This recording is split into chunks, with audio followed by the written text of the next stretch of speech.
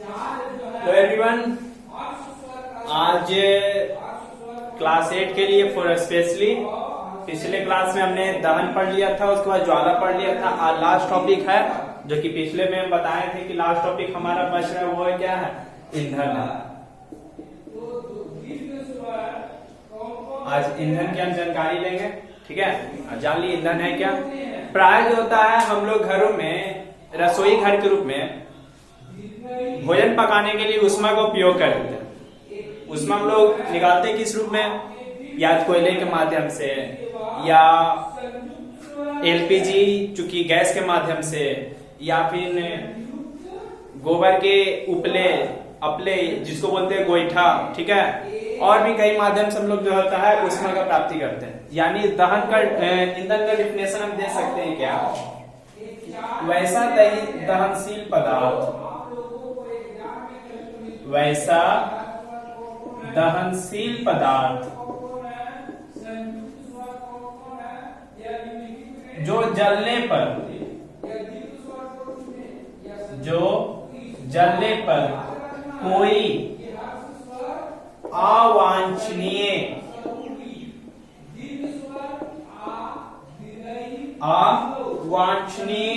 पदार्थ उत्पन्न किए बिना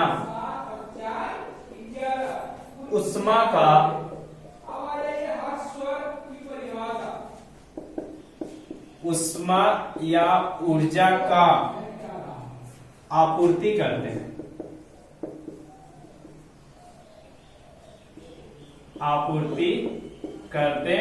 हैं। हमारा वो क्या कहलाता है? ईंधन कहलाता है। एक बार फिर से, जैसे भी ले सकते हैं आप कुछ भी, जैसे कोयला, प्राकृतिक गैस, कोल गैस, फिर क्या बोलते हैं उसको, गोईठा, ठीक है। चलिए इत्यादि बहुत सारे ऐसे हैं। चलिए, ईंधन वैसा दहनशील पदार्थ जो जलने पर कोई अवांछनीय पदार्थ उत्पन्न किए बिना हमें उष्मा ऊर्जा का आपूर्ति करता है, वो क्या कहलाता है? ईंधन कहलाता है, ठीक है। ऐसे वर्तमान समय कोई भी एक ऐसा ईंधन नहीं है, ठीक है, अभी तक उत्पन्न नहीं किया गया जो कि अपशिष्ट पदार्थ उत्पन्न ना करे, ठीक है। यानी जितने प्रकार के भी ईंधन उपलब्ध हैं वो कुछ न कुछ अपशिष्ट पदार्थ में भी उत्पन्न करते हैं। यानी एक और हमारा एक डिफिनेशन इससे निकलता है, आदर्श ईंधन।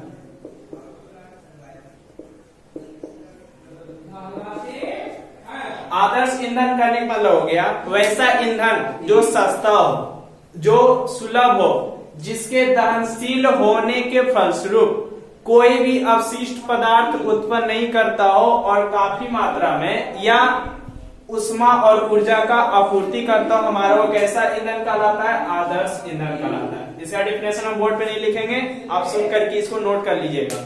यानी वैसा ईंधन जो सुलभ हो, सस्ता हो, पर्याप्त मात्रा में उपस्थित हो, इसके अलावा जिसके दहनशील होने के फलस्वरूप कोई भी अपशिष्ट पदार्थ उत्पन्न किए बिना उष्मा ऊर्जा की आपूर्ति करता हो, हमारा कैसा ईंधन कहलाता है? आदर्श ईंधन कहलाता है। क्योंकि वर्तमान में अभी तक ऐसे ईंधन की खोज अभी तक नहीं हुई है, वैज्ञानिक इसके प्रति तत्पर है खोजने के लिए, ठीक है। ये आपका आदर्श ईंधन हो गया।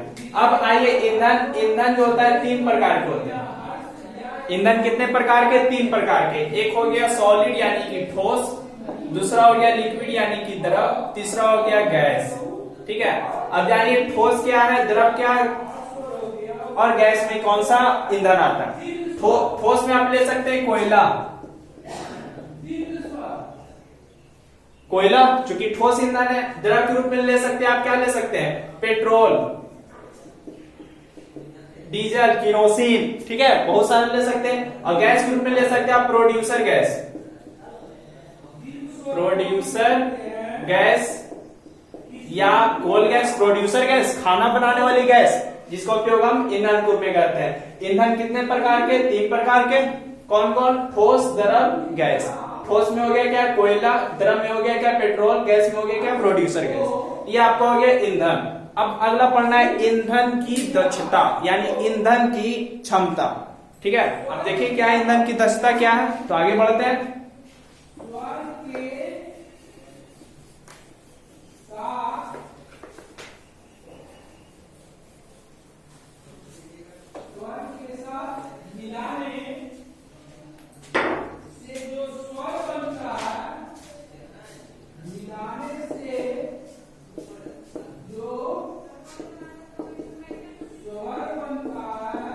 ईंधन की दक्षता, ईंधन की दक्षता करने का मतलब हो गया उसका उष्मीय मान, यानी कोई भी ईंधन जो होता है उसे जलाने पर वो कितना समय तक के लिए कितने रेंज में जो है ऊष्मा को उत्पन्न करता है। ठीक है, यानी ईंधन की दक्षता हम उसका उष्मीय मान भी हम क्या कह सकते हैं, उष्मीय मान। ठीक है, ईंधन की दक्षता किसमें व्यक्त करते हैं, उसका उष्मीय मान, चूंकि ऊष्मा को हम जानते हैं जूल, ऐसा यूनिट इसका क्या होता है जूल, ऊर्जा उष्मा जूल होता है। ठीक है, अब इसके बारे में जानते हैं।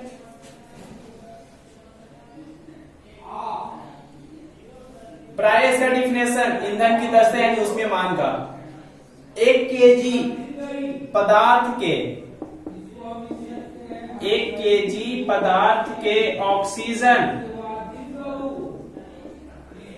1 केजी पदार्थ के ऑक्सीजन में पूर्ण दहन के फलस्वरूप, पूर्ण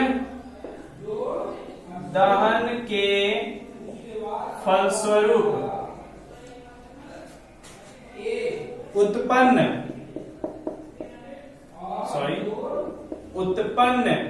उष्मा की मात्रा, उत्पन्न उष्मा की मात्रा उस पदार्थ का उष्मीय मान कहलाता है। उष्मीय मान यानी कि ईंधन की दक्षता, ईंधन की दक्षता कहलाता है।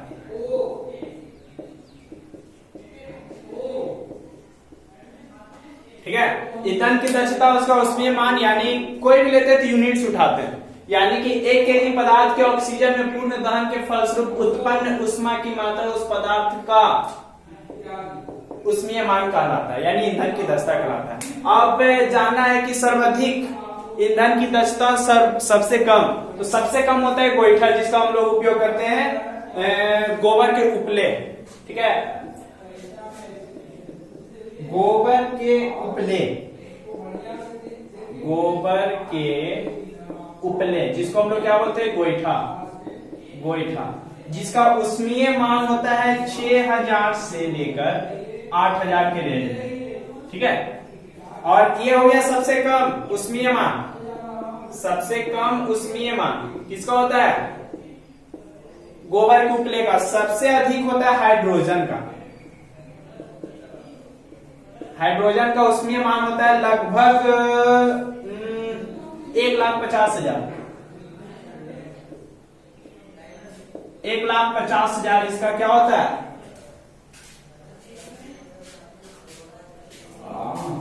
किलो जूल पर केजी, इसको भी लिख दीजिए किलो जूल पर केजी इसका उष्मीय मान। ठीक है, यानी 1 केजी में इतना, यानी कहने वाला हो गया 1 केजी पदार्थ में ऑक्सीजन में पूर्ण दहन के फलस्वरूप कितना उत्पन्न होता है, इसका इतना उष्मा उत्पन्न होता है। ठीक है, यानी सबसे कम हो गया आपका गोबर, सबसे अधिक हो गया हाइड्रोजन। इसी में जो है पढ़ना है आपका, चूंकि हाइड्रोजन का ईंधन के रूप में प्राय हम लोग जल्दी यूज नहीं करते, कारण क्योंकि इसका उष्मीय मान जो होता है काफी क्या होता है तीव्र होता है, अधिक होता है, जो कि हमारे लेवल का नहीं है। और जिसको और भी है, ऐसे आपके बुक में जो है भारतीय भवन विज्ञान बुक में आप दहन और ज्वाला चैप्टर निकालिए, तो उसमें और भी बहुत सारे उष्मीय मान दिया हुआ है। फिलहाल हम इसमें तो पूरा नहीं देख सकते, जिनके पास बुक की सुविधा उससे देख सकते हैं, लेकिन इंपॉर्टेंट थिंग जो था हम बता दिए, सबसे कम किसका होता है और सबसे अधिक किसका होता है। प्राय ये काफी इंपॉर्टेंट है हाइड्रोजन। ठीक है, हाइड्रोजन को आपको ध्यान में रखना है कि हाइड्रोजन का उष्मीय मान कितना होता है 1,50,000 किलो जूल पर केजी, यानी 1 केजी हाइड्रोजन में हमें उष्मा की मान कितना होगा 1,50,000। ठीक है, किलो जूल। चलिए आगे बढ़ते हैं। ईंधन की दक्षता आपका समाप्त हो गया। और जानना है इसके आगे कि जब हम लोग ईंधन को उपयोग कर रहे हैं, ठीक है, तो चूंकि अभी तक कोई ऐसा आदर्श ईंधन का खोज नहीं हुआ है है ना। अभी आदर्श ईंधन का खोज तो नहीं हुआ, यानी ईंधन के फलस्वरूप दहन, उसके फलस्वरूप कुछ अपशिष्ट पदार्थ निकलते हैं जो हमारे अपशिष्ट हैं, क्योंकि हमारे लिए अनुपयोगी। जब हमारे लिए अनुपयोगी है तो हमारे लिए हानिकारक भी सिद्ध हो सकता है, यानी कुछ हमारे लिए हानिकारक है। जैसे ठीक है, फॉर एग्जाम्पल पहले लेते हैं, ईंधन को उपयोग करने के फलस्वरूप हम कोयले को यूज करते हैं। एक मिनट,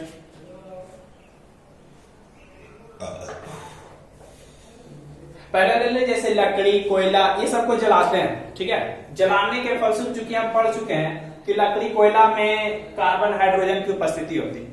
ठीक है, पेट्रोल वगैरह में कार्बन हाइड्रोजन ये सब उपस्थित होती। इसको जलाते हैं किसकी उपस्थिति में, तो ऑक्सीजन की उपस्थिति में।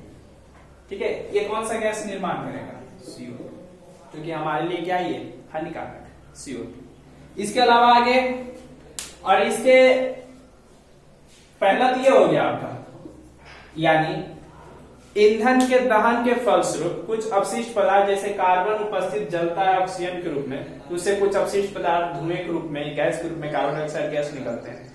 कुछ ऐसा होता है जो अपूर्ण दहन होता है, जैसे प्राय घरों में देखते हैं कोयले का यूज करते हैं तो उससे धुआं निकलती। धुआं निकलना यानी कि उसका दहन पूर्ण रूप से नहीं हुआ, बल्कि क्या हुआ, अपूर्ण दहन हुआ उसका। और अपूर्ण दहन जहां भी होगा वहां एक गैस निकलता है, वो है कार्बन मोनोऑक्साइड गैस, CO।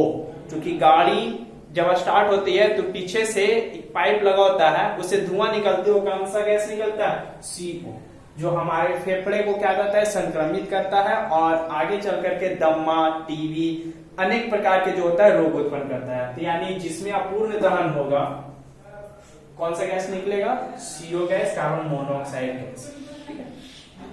अगला है कि जब CO2 उत्पन्न हो रहा है, तीसरा पॉइंट, जब दहन की क्रिया हो रही है, जब CO2 उत्पन्न हो रहा है, चूंकि CO2 is a hot gas, सबसे गर्म गैस होता है CO2 है, जिसके कारण पृथ्वी का टेम्परेचर लगातार क्या होते जा रहा है, बढ़ता जा रहा है। टेम्परेचर क्या हो रहा है, बढ़ता जा रहा है। पृथ्वी का टेम्परेचर क्या हो रहा है, बढ़ता जा रहा है, जिससे हम लोग का एक ग्लोबल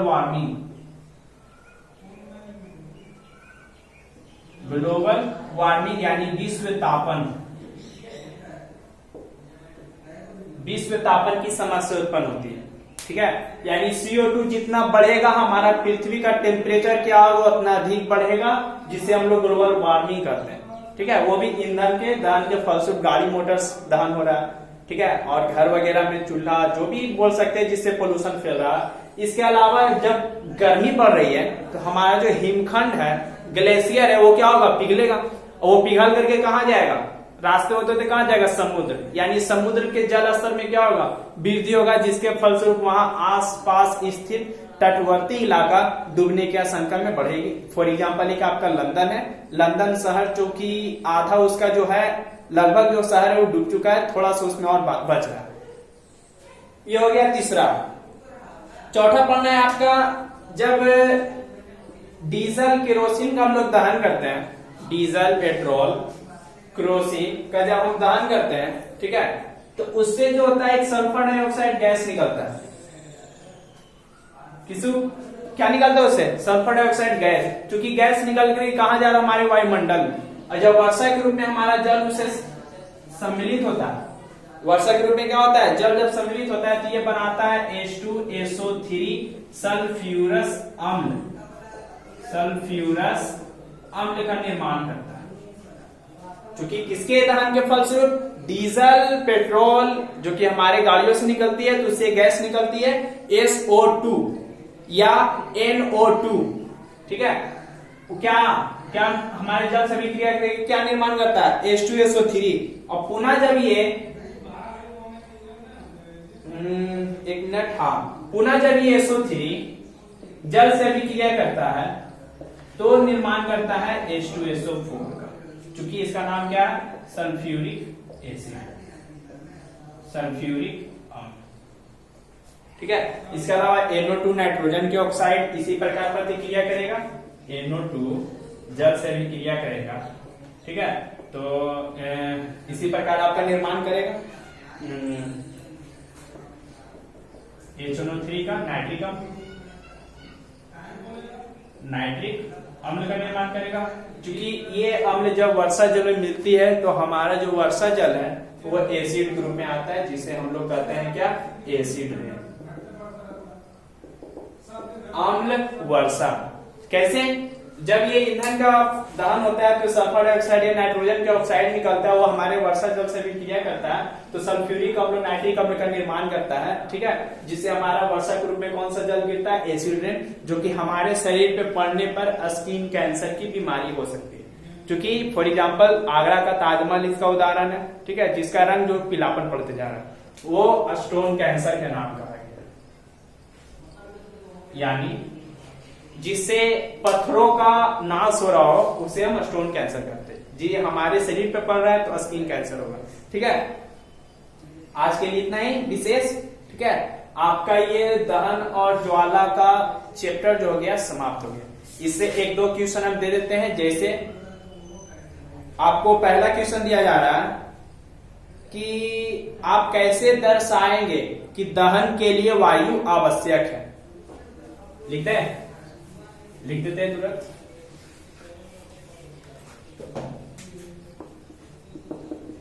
पहला क्वेश्चन, आप कैसे दर्शाएंगे कि, क्वेश्चन क्या बोले थे हम, दहन के लिए वायु आवश्यक है। दहन के लिए वायु आवश्यक, पहला क्वेश्चन। दूसरा क्वेश्चन है, मोमबत्ती का संपूर्ण संरचना चित्र। मोमबत्ती का ज्वाला का संरचना चित्र बनाना।